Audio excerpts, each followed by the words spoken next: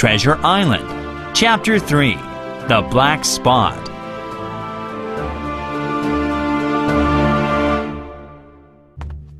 Later that day, I stopped at the captain's door with a cool drink. He seemed weak and excited at the same time. "Jim," he said, "I've been good to you, but now I'm low and alone. Bring me some rum, won't you, matey?" The doctor... I began. He cursed the doctor. "Doctors are all swabs, only fit to clean a ship," he said. "What does the doctor know? I've been in places hot as a furnace, with mates fallen sick with yellow fever, and I lived on rum, I tell you. If I can't have some rum now, I'll die, and my death will be your fault, Jim." He cursed some more and then began to plead. "Look how my fingers are shaking. I haven't had a drop to drink today. The doctor himself said 1 glass wouldn't hurt me. I'll give you a gold coin for a drink, Jim." He was growing far too excited and loud, and my father needed peace and quiet. And the doctor had said 1 drink wouldn't hurt.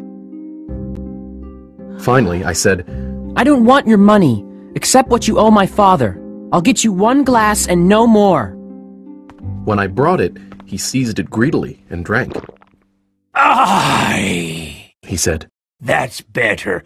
How long must I lie here?" A week, at least. I replied. "Thunder!" The captain cried loudly. "I can't do that. They'll find out where I am and give me the black spot. I must get away." He rose from the pillow with great difficulty, holding on to my shoulder with a grip that almost made me cry out. Then he paused, sat up in bed, and said, "Help me up." But before I could, he fell back on his pillow. "You saw that seafaring man today?" Black Dog? I asked. "Yes, Black Dog. He's bad, but there are worse men than him from old Flint's crew. They're after my sea chest boy, and if I can't get away..." The old man coughed. Captain? I said, "You get on a horse and ride to that doctor and tell him to have them all arrested. All of them! All that's left of old Flint's crew." The captain closed his eyes, but kept speaking. "I was Flint's first mate, and I'm the only one who knows the secret place. Flint told me when he was dying. But don't get the doctor unless Flint's old crew puts the black spot on me, or if you see Black Dog again, or a seafaring man with 1 leg, him above all." But what's the black spot? I asked. "It's a judgment, Jim. An evil summons to my own death." I gave him some medicine, and he fell into a deep sleep. As it happened, my father died quite suddenly that evening. Our grief, the visits from the neighbors, the funeral arrangements, and the work at the inn kept me too busy to worry about the captain for a few days. He came downstairs to eat his meals as usual, but he drank more rum than he had before. He seemed shut up in his own thoughts, never talking to me or any of the other guests. Then, one frosty afternoon, as I stood at the door, full of sad thoughts, I noticed a blind man outside. He tapped his way down the road using a long stick for a cane. He wore a green cloth over his eyes and a huge, tattered sea cloak with a hood that made him appear deformed. I never saw a more dreadful-looking figure. He stopped and, addressing the air, said, "Will any kind friend inform a poor blind man where he is?" You are at the Admiral Benbow Inn, I said. "I hear a young voice," he said.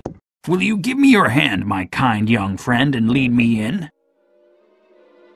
I held out my hand, and the horrible, soft-spoken, eyeless creature gripped me so hard it hurt. I struggled, but the blind man pulled me closer. Now, boy, he said. take me to the captain or I'll break your arm. He gave my arm a wrench that made me cry out. Sir, I said, the captain is ill. March! he commanded. The blind man held me tight, and I never heard a voice more cruel, cold, and ugly.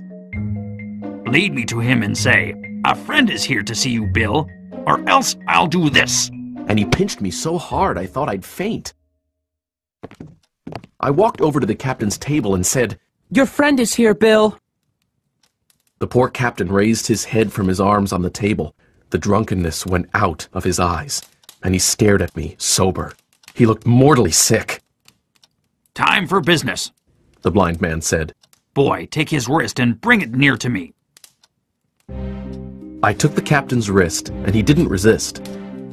I brought his hand toward the blind man, and then saw something pass from the blind man's hand into the captain's palm.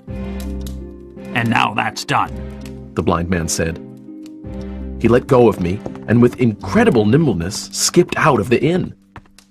He went out to the road, his stick tapping into the distance. The captain looked sharply into his palm. 10 o'clock. He cried. 6 hours. He sprang to his feet, but then staggered backward, putting his hand to his throat. Swaying for a moment, he then fell with a thud to the floor. I ran to him at once. Mother! I cried. Help us! Mother! But it was too late. The captain was dead. I burst into tears. It was the second death I'd known, and the sorrow of the first was still fresh in my heart.